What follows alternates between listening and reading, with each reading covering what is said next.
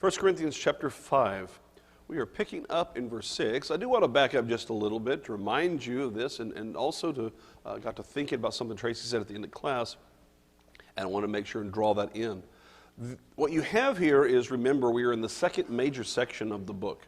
The first section, which went all the way through chapter 4, was really about all the means necessary to overcome problems of division, and essentially, he was pointing out as he got to the end that that was a result of the people there teaching that were requiring too much and trying to draw in a personal following, and that needed to stop. And that was the essence of it, and that he had provided so many ways and examples of that in using himself and Apollos as the foundation and getting them back to Scripture as the foundation for what they were going to do instead of following the models that they'd seen around them in the world.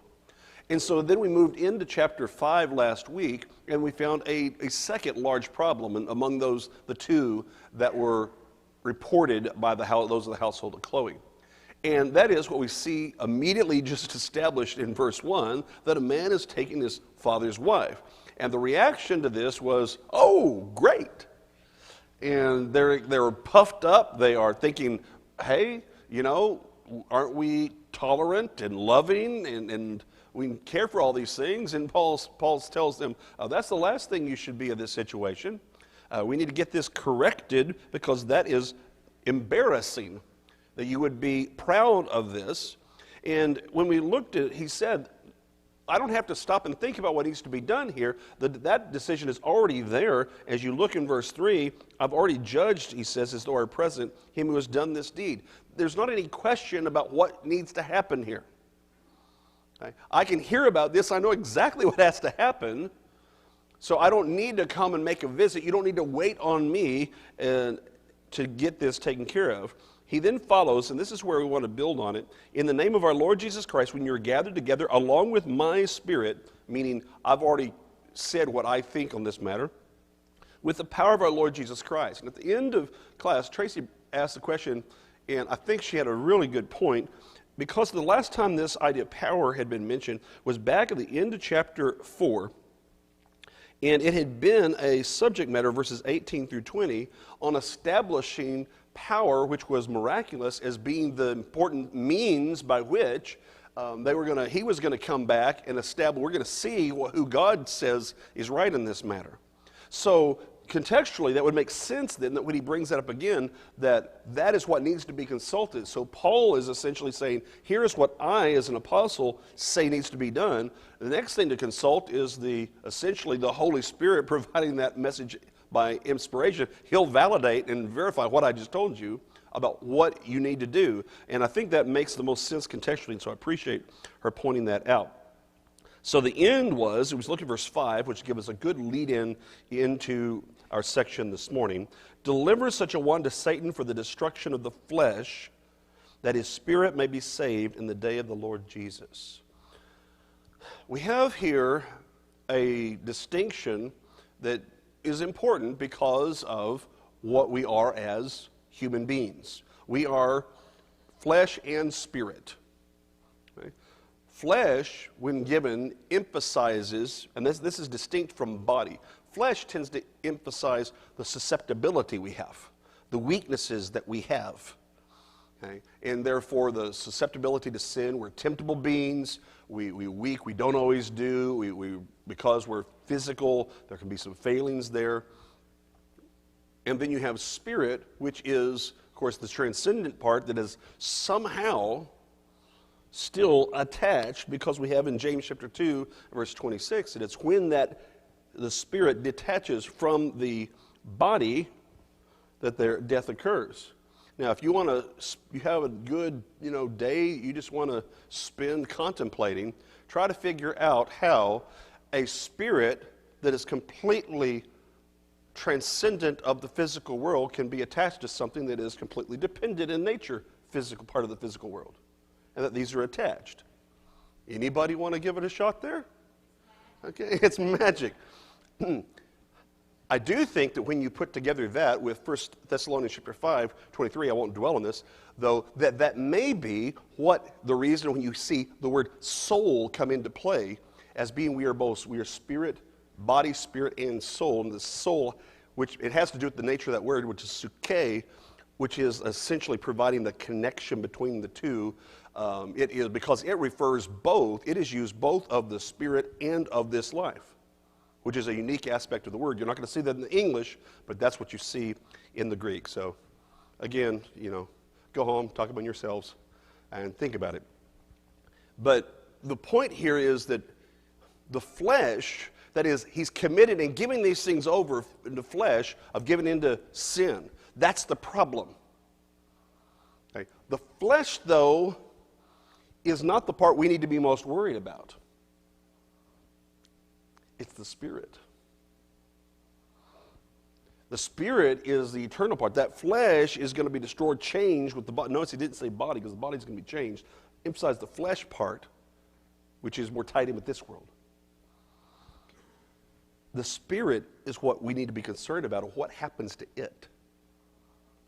And therefore, we need to act with preserving that spirit, or having that spirit be right ultimately. Now, that's the background. Now we come in and he's going to develop then, as he said, we're going to basically hand it over. We're going to let, the whole point is you're not going to be able to step in and, kind of grab him and do that. He's going to do what he's going to do. He's going to have to feel the consequences. We've got to be considering the spirit. Now notice that is one thing that's important is all of this action that he's taking when he is saying that you need to hand him over, okay? It's not just give up on. That is, to deliver such a one to Satan is not saying give up on him. It is you have to recognize where he is spiritually, and that this is the path he's on, and you're not able to stop and prevent that. That's where he is in this, and he's determined not to change. Okay? That's not giving up. It is an acknowledgement of that decision, though, and now you have to move into another way of action if we're going to be concerned about the spirit. So that brings us then to our text beginning in verse 6. Your glorying is not good. Do you not know that a little leaven leavens the whole lump? Now he is going to be going back to the whole idea, using a different word. They were puffed up before, and now he describes that as glorying. In the way in which this is being used, the word here is actually boasting, or a basis of boasting. It's a different word than what we typically think with glory. Okay, so it has the idea of a basis of boasting. So they were puffed out about it. Now we're getting a little bit of hint more. Is it, hey, look at us. Again, loving, try to get a positive spin on heinous sin. It says, that's not good. It's not morally good. It doesn't look good. There's nothing about this that is good. He already in verse 5 addressed what to do for the benefit, and he has the person in sin in mind. He's going to come back to that. But that's not all. Now remember that what he's really talking about through all of this is about church discipline. You've got a sin, it is a public sin in your midst, and you're doing nothing. Therefore, what is he talking about? You need to be doing something. Well, what do? That's what he's laying out here. The first thing is you're going to need to recognize and acknowledge where that person is. As we move into this, you have to acknowledge that they're lost. And I think that's really important before we move to this next part, to recognize one of the reasons we lose people is we never want to acknowledge that they're lost in the first place. And so we just play some kind of in-between game of, well, as if there's some kind of place between faithful and lost, and that they're here. The acknowledgement of where they are spiritually is essential for our mindset if we're going to do what needs to be done. We don't want to do it because it hurts for people that we love. It's emotionally hard work. Denying truth about someone's spiritual situation, though, never helps them. It can't help them. They're weak, which is why they're in sin. If we're strong, we have to be strong in dealing with the sin as it is sin. And loving them according to the fact what they need at that moment because of their sin. But there are other things to consider too, and that's what he's getting to when he says, your glorying is not good. Do you not know that a little leaven leavens the whole lump? Okay, how many cooks we have? I know we have some in here. Not everyone's in this class, okay? Okay. Anyone like to cook bread? I've got one. Okay, we are a spoiled people. What are you talking about? It's hard, yeah. It is a point. When you have leaven, okay, what is the purpose of leaven? Make sure it rises, right? What is the nature of leaven? What is leaven? What now? It's yeast. It's alive. Okay, it's creating an effect, right? Okay, so when he's saying this, you're a little leaven leavens the whole lump. If you have dough and you've got it separated, okay, it doesn't take much. Right? Do a little bit. When we first got married, bless her heart, this lady gave Tracy a sourdough starter kit. She'd been making, do y'all know where I'm going with this? And that's right. So she starts making, you start making bread, but you make more and there's more, and there's always more. I think I gained 20 pounds on that bread, okay? Before he said, can't do it anymore, okay? That's what he's really talking about here. But the whole idea is that you get a little in there, it just multiplies. It goes everywhere. Now, this is an illustration. They would have known because they worked at their bread. Had to work. Make sure it goes, okay? Get it to rise. That's a warning. It's a warning about how quickly something can spread throughout because of verse 7. Therefore, so he's connecting it. Therefore, purge out the old leaven. It's really a purpose statement here, but purge out. Word could be say it's a clean out. Right? What do you have to do if you've had leaven in something, you've had yeast in there, but next thing you're going to do is you're going to make unleavened bread? Do you just, after you take the other stuff out, you just put the new dough in? What's going to happen? Yeah, that's no good. But why? Because there's going to be yeast. You've got to clean it out well to make sure there's none around because of the nature of that yeast, that leaven. It's going to spread and cause a problem. That's why you have to purge out the old leaven. You have to get rid of the problem. What is he actually talking about here? What are we needing to get rid of? Sin and its influence. That's right. And he says you have to get this out that you may be a new lump. That is, free from the leaven, since you truly are unleavened. So the whole idea difference, it's not sinless, but it is forgiven. That's not right now the problem. And you don't introduce then and let stay sin that could, as leaven, that could then have an influencing fact, and it's going to spread because, verse 6, the nature of sin is like leaven.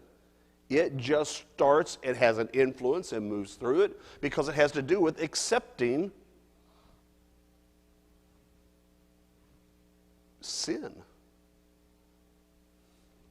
Okay. Now notice what he has done then. The first motive he has addressed was the soul of the person involved. You've got to acknowledge where they are and step back for their benefit spiritually. Things cannot continue as they are. There's got to be action taken to recognize that person's part of the world. They have to be treated as part of the world because that's how they're living. Doesn't mean that you can't maintain communications. They need to hear from you. They need lessons that have to do just like anybody else in the world does. They need to hear the gospel. They need to have access where it is known you're going to talk to them about their soul and their situation. Okay? Not out of sight, out of mind. Not I don't want to talk about it, I don't want to deal with it emotionally. It's where you have someone who is in the world and they have to be, they're going to have to be re-evangelized because they're lost. It's going to be harder, though, because they already know what they're supposed to know, and they don't care. That makes it harder. So now when you go back through, you're going to have to find a way to reach them and show them their situation that they're lost, just like you did before, and to get them to care.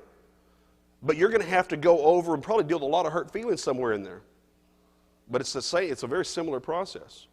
But the second thing, you're caring for their soul, but this is necessary in order to care for the congregation's spiritual well-being. If we have sin in our midst, it would seem it's allowed.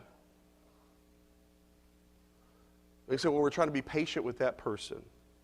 Okay, depending upon what the situation is and how influential that can be, and it's known. But what happens in the time in which we're waiting for that person to correct that two other people are now involved in wrong because of it? So we tend to assume that everything stays the same and that there's no influence of the sin. And he says you cannot act that way. You've got to realize that sin permeates people, that influence. You have to be very careful. It takes a lot of strength not to get involved. Why? Because that you're around that person, you care about that person. First, that we justify that person. And after you justified that person, then you are involved in some of the things that person is involved in, and now we got double problem. Go ahead, Roger.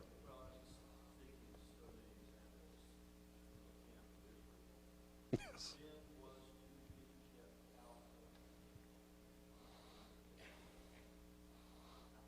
Outside, that's a good point.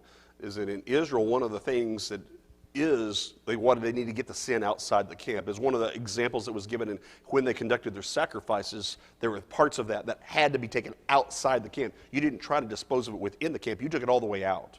And that was true when you looked at the dead and all these kind of things. It needed to be outside. And the idea of clean, and I appreciate that because the idea of clean under the old covenant was a core idea that began with the concepts of clean in terms of external purity, but in actuality, it was trying to communicate higher spiritual purity. And that's what he is talking about here when he's talking about purge or clean out, is that we need to make sure we're cleaning house to get rid, not of people, but of sin. Okay? So why? Because that undermines everything else that's going on. What happens, for example, if you bring people in, you're trying to teach them, and they know somebody who's here who is acting like this man was? How effective are you going to be?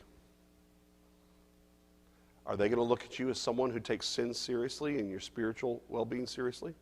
Highly doubtful. And instead, it has an effect about this is simply acceptable. And it starts on the outside within society, and then because it's already kind of generally accepted in society, it becomes very easy to accept. in the Lord's church. We have to fight against accepting those kind of things in the Lord's church. And that's what he's pointing out. You've got to do your work here. And now he's going to build on that. But part of it is you are unleavened. You are unleavened. You have to understand and think of yourself as you are the ones who should be working very hard to stay outside of that influence all the time. So why do you want it around you and put yourself in danger? So notice what he has said. We're going to do it for that person's well-being, but also for other people in the congregation's well-being, that they aren't going to be influenced by that. Legitimate reason why it is important. But then he explains here in verse 7 when he says, "For indeed Christ, our Passover, was sacrificed for us." That's an interesting phrase to insert right here.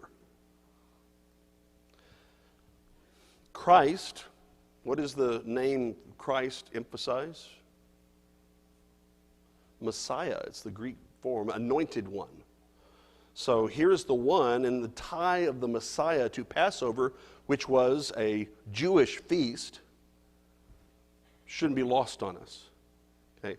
The Messiah under the new covenant serves in the similar way, in that way, to the Passover, which was their, if you'll recall, the original event was their saving event. It's what allowed them to leave Egypt, where they saw the sacrifices that were made. The blood, the lintels, doorposts was shed that allowed them then to leave Egypt. And they were then, that was the blood shed, and then they were baptized in the water of the Red Sea in figure of type, 1 Corinthians chapter 10. Correct. That is where we're going and why he chooses that. Tracy says, isn't it in that in the Passover, one of the instructions was to rid their houses of all leaven. That's the connection here. Okay.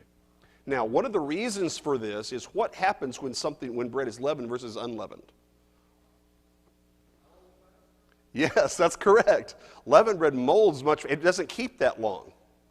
When it's been leavened, they're going on a journey in that sense, and so it doesn't have, oddly enough, it doesn't last as long, and so that's what they would do. They were told to keep everything out, and that was true in the Feast of the Passover as well. And when people want to minimize that action about the getting rid of the leaven, and they come up with various reasons why, that they don't think that they actually worked that hard at it for the Passover, we need to come here and realize that's the whole context he's basing this on, is how seriously that needed to be taken. Why? Because Christ is our sacrifice. He was sacrificed for us. So rather than all these sacrifices that would have been offered either originally or during the feast, Christ served that role. Now, he was sacrificed on our behalf. What was he sacrificed for on our behalf? Sin. So the reason for this phrasing is both to tie in with the idea of leaven, which is why he used that figure, and he ties it in with Passover. But it has to do with how seriously do you take the problem of sin if you're going to allow sin when the reason why the existence of sin is why Jesus had to die. And now what does that do if we are going to, in the gospel, proclaim the death of Jesus Christ and the power of that sacrifice through his resurrection, and that it had to happen for us to be forgiven of our sins, and that otherwise that we're lost and we're dying, and this is so horrible, sin is so bad. And then you just turn around and say, maybe not, because you allow it. That's the contrast he's getting at here. Go ahead.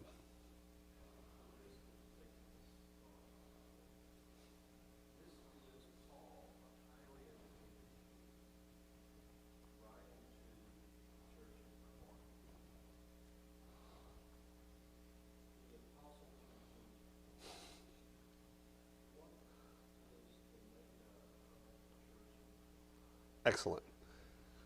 Roger wants to know what the makeup of the church in Corinth is, since we've established that in general we think of them as being more of a pagan, worldly, and Gentile congregation.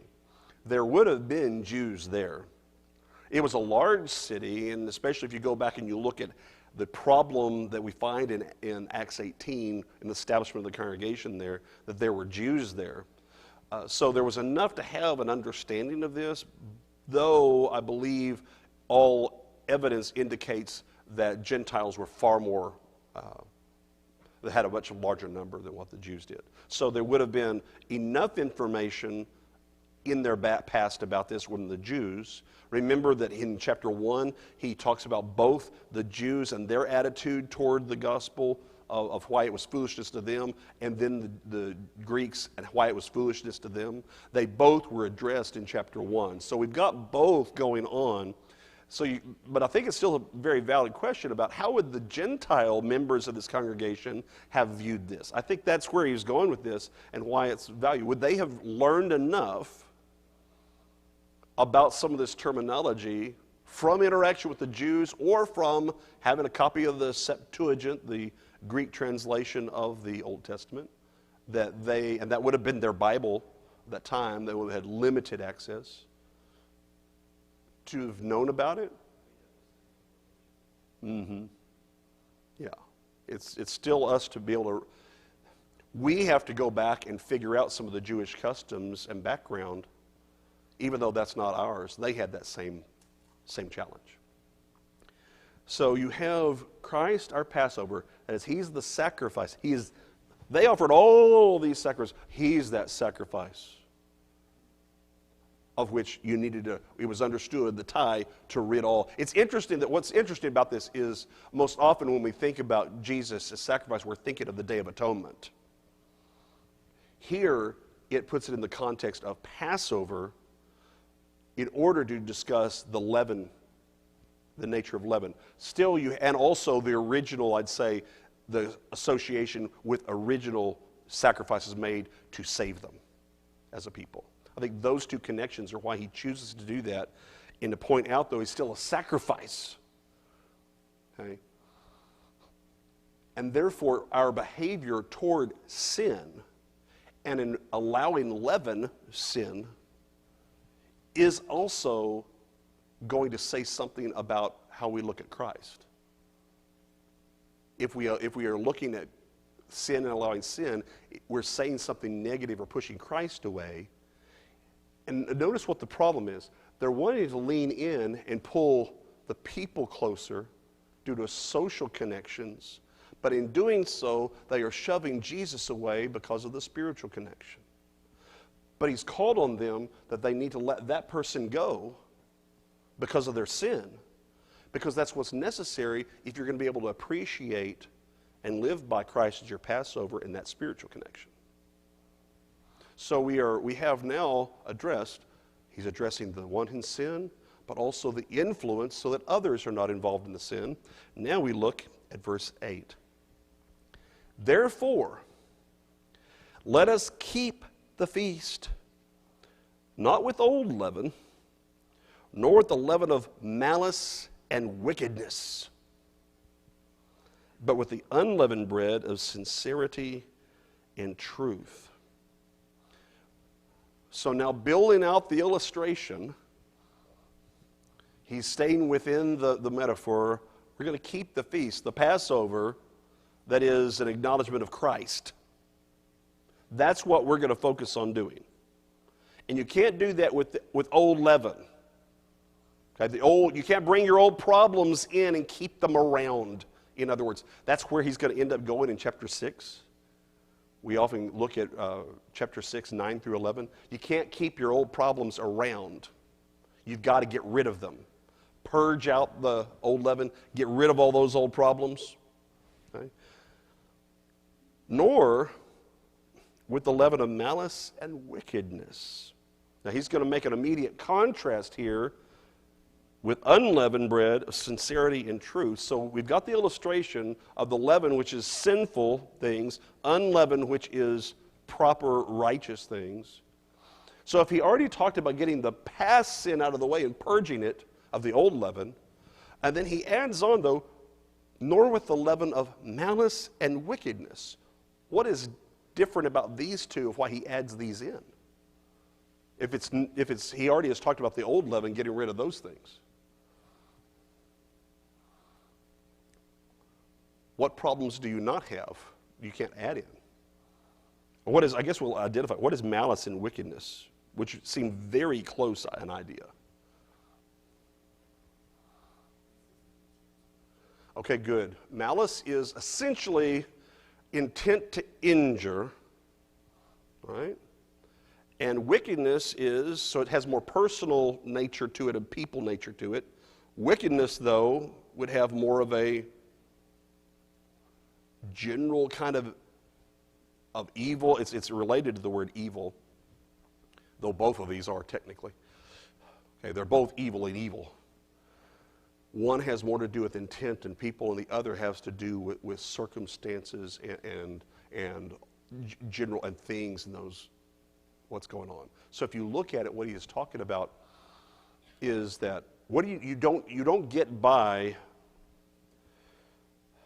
the right attitude in doing this. Well, you get rid of the old problems. You can't then accept sin of a different kind and let that be a problem. Okay? Now, that's important because, and let's start with this, with malice, if it's about intent to injure. Guess what should not be part of any kind of church discipline? An intent to injure the person. Now, that does not mean that they won't talk about and play the victim on this. I'm talking about we're doing our job, okay, that we're caring for their souls and that we don't end up treating them like an enemy that we're going to pursue and beat down. We're there to get them out of their sin. It's because they're family and they got caught up. They're a prisoner of war. They're in foreign soil and maybe they're in a desperate situation. They're cooperating with the enemy and that's a problem. But we're trying to get them back. We're not trying to kill them off. Motive matters. Okay? And therefore, and you notice I haven't talked specifically about how this is to be done because we have to make sure we understand the principles first, and then we work how you handle it from there. It is personal, it is caring, it is spiritual. And so when he says that we are to not do this with malice and wickedness, you have both the idea of how you treat people, but also that whole idea of you don't let new sin become part of you either, which is one of the descriptions of this particular problem, of wickedness in general, of that you don't let that in. Just because you got rid of the old problems of sin, does that mean you're clear? Aren't there other things that can happen you can bring in? But now let's contrast that, because I think this comes down to the nature of motive and standard. Sincerity and truth.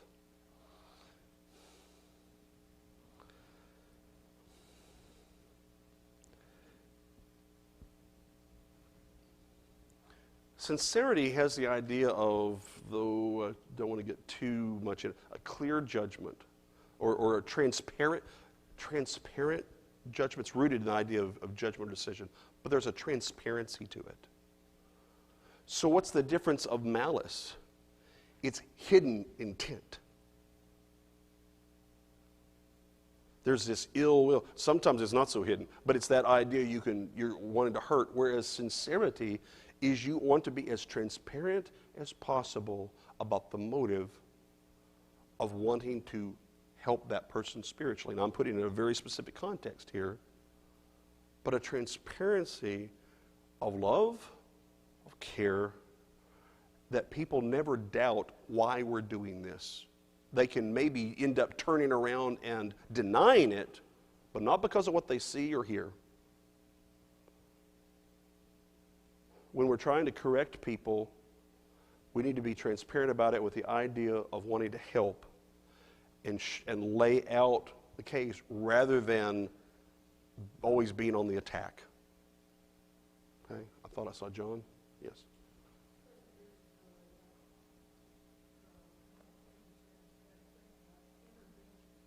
Yes.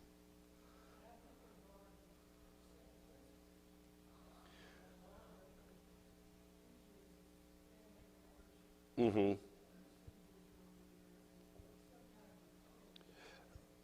Yes, the concept of an intervention is things have gotten way out of hand. You typically, oftentimes we're talking about whether drugs been involved. Doesn't have to be, but that's one idea. Sometimes it's part of a cult. You'll have the same thing, and so they have to be got out of the situation and addressed. And sometimes I'll put it this way: I've seen reports. Those can be very different types of things. Sometimes they are harsh things, and other times it can be, please, we need to talk to you about where you are, what's going on in your life, and what we're afraid of, and where you're standing right now. But notice the second part, and then I'm just see the time, so I want to get this in, and then we'll put it all together. Truth. What should we be operating on? Just whatever we want to do, which is really what wickedness is, or truth, what God says we're to do. Okay? That applies in this too. It is we're showing people the problem is your life. You accepted truth when you obeyed the gospel, and your life is now out of line with truth. Open up the Bible and talk about it. We're here because we just want you back. But we cannot pretend that you're okay with God. That's the transparency. We cannot let you continue to influence people around here and act like what you're doing is okay. Can we talk about what you're doing and why? And why you could keep it up even though you know it's wrong. It's right here. Now that lets you start a process of whether or not they're going to admit that it is wrong, or they're going to be in denial of it's wrong, in which case you need to have a biblical discussion about it with the Bible open. A lot of times they know. A lot of people their lives are a reflection of a lot of hurt that doesn't have to do with God. I've known people who were, because they were victimized by people who were in the church, or they looked around and saw hypocrisy among people in the church, that this became a justification. Now, does that make what they did right? No. It should tell us, though, how important it is to make sure we're doing this part of when he says in verse 7 that we need to take care of our own business too, though, because that affects how people see things. So what is he doing as a whole with all of this, as we kind of just put this together? The sad thing is that pretty much any congregation can pull out a directory and go down the list and find people. If you're new to the congregation, well, who's that? I've never seen that person. Everywhere I've been, ask around. Well, they haven't been here in a while. Well, why are they in the directory? Well, we you get stumbled around and all this. Do nothing. So we end up only actually acknowledging that they're lost when we decide we need to purge the roll. Purging the roll is not purging the leaven, because you never dealt with the sin. You never dealt with the influence. and you never help the person. We stay away, I think, from talking about church discipline and practicing it because we have the wrong view of it, perhaps in our past of seeing how it's been done. So let me give you a scenario too often practiced. We wait, a person is in sin, everybody knows they're in sin, and we wait for them to leave oftentimes. Which means they already feel emotionally distanced enough to where they'll walk out the door and not feel any hurt by leaving us behind. We just made our job 10 times harder. And they walk out, and so then we come down and say, okay, well, this is known, and so we'll do something. Okay. So what do? Well, we get up and we make an announcement. And we tell everyone in the congregation, and we're going to give 2 weeks for everyone to go and talk to that person, and if not, then we're going to acknowledge that they're gone. Now, that's the end point. There's nothing wrong with that as an end point, except for, does everybody actually do that in the 2 weeks? No. And what's missing is all of the care in between when we realize there's sin and it needs to be addressed. And we all just turn a blind eye to it. And the time between there's a recognition of the sin and there's a letter sent, there ought to be a whole lot of work going on of dealing with the leaven. Then this comes. And even then, this is not giving up. This is last resort because we love them too much and we love the Lord's church. We'll build upon that. Once you think about that, not next week. I'm going to be gone next week, but the week after that. So appreciate your comments and attention.